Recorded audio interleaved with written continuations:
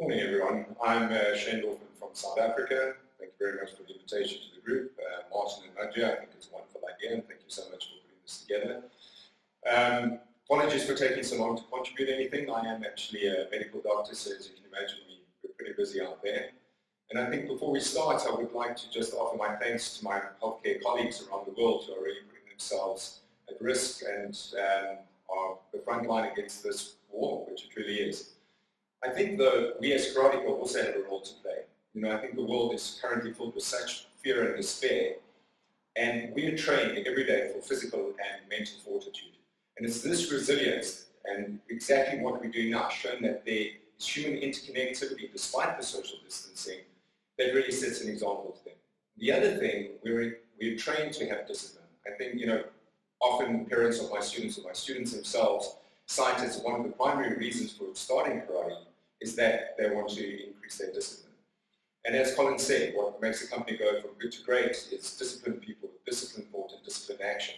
And I think that if we as karate can show the world, one, this resilience, but two, the discipline of staying in home, social distancing, washing your hands, I think that's something that we can do to combat this pandemic, even if you aren't a healthcare professional.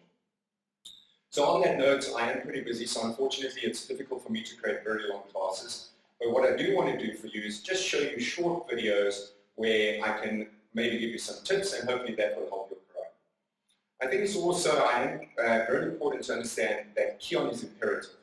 And this is a wonderful opportunity for all of us to improve our Kion. I think if we understand that Kion is Kion, Kate is Kion, and Kumite is Kion, suddenly with that insight your karate will improve significantly. I know certainly through my competition career, it's just gone blank on my screen, so hopefully you're still there. In my competition career, one of my critical success factors was that I had Kion instilled in me from a very young age by my father, Malcolm Dorfman, who was a ninth dan. And I think that certainly helped me in terms of strike rate and scoring ipons, which most of us are traditional karateka, where it's a shogi ipon fight, you make one mistake, you lose, that's the end of the story. So what I'm going to do today is just show you a little bit of kiagi, or side snap kick. As with any kick, I think it's very important that you understand that balance is key. So with balance, you need to ensure that your center of gravity is over your base. So if you watch what I'm doing, center of gravity over base. If I bend and lift my knee and fall off my center of gravity, obviously it now becomes impossible to hold your balance. So if you watch what I'm doing, I'm settling, my knee comes up, I'm going to hold it for now just so I can show you the position.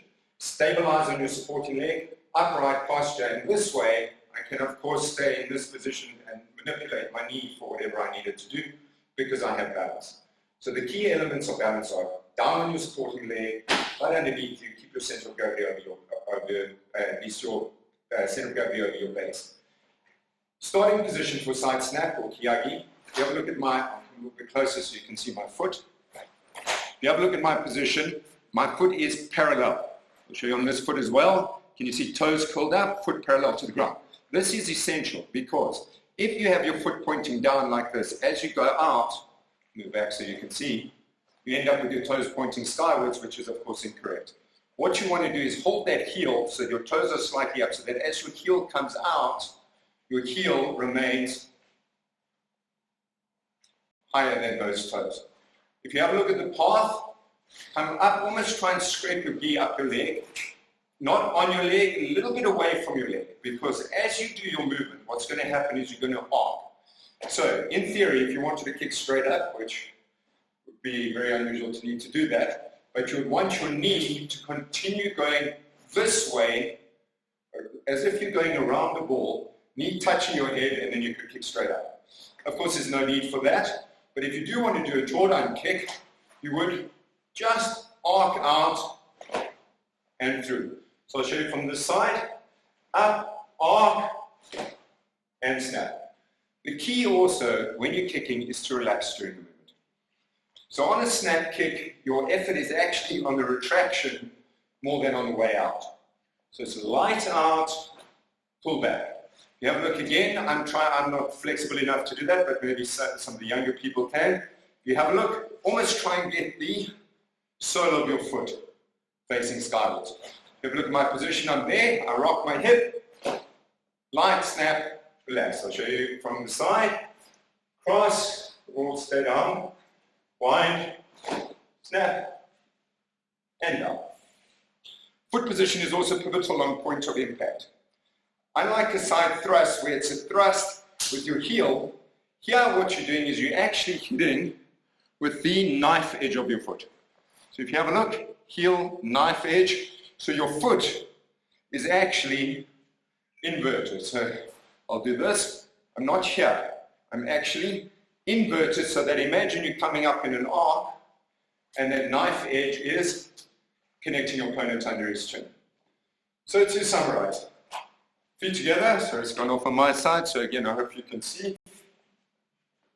Bend, right underneath you, point that knee towards your opponent, foot parallel or even toes slightly higher at this point, not on your leg, slightly off your leg.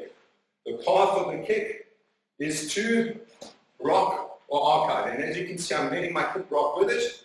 One thing I haven't previously mentioned, if you lean forward this way or back that way, it's incorrect. You will, if you're going Jordan, require a little bit of a backwards motion. Understand your hip is a ball and socket joint. It can only go up to about 90 degrees before the femoral head starts impacting on the acetabulum or the covering of the hip over it. So you need to rock a little bit, but as I said, this position is a definite no-no. So up, snap, and down. Have a look, compress, I'll show you this way. Up, snap, and down. My start position and my end position are the same. Start, end, and down. Staying down through the movement. And that, of course, is Keage. Part of that is learning how to do Kibarachi as well, but maybe we leave that for another time. I hope this helps you. That's your tip for the day. And if there's interest, I can put up some more stuff. You're also more than welcome to follow DorfmanKarate page. We do have a closed group just for our members, but the page is open to the public, where you'll get insights both from me and from Malcolm Dorfman showing himself. So please feel free to follow us. Remember, we are, as karateka, indicative of resilience and discipline, and we need to set the example. And I think this interconnectedness of this group shows all that is good about humanity.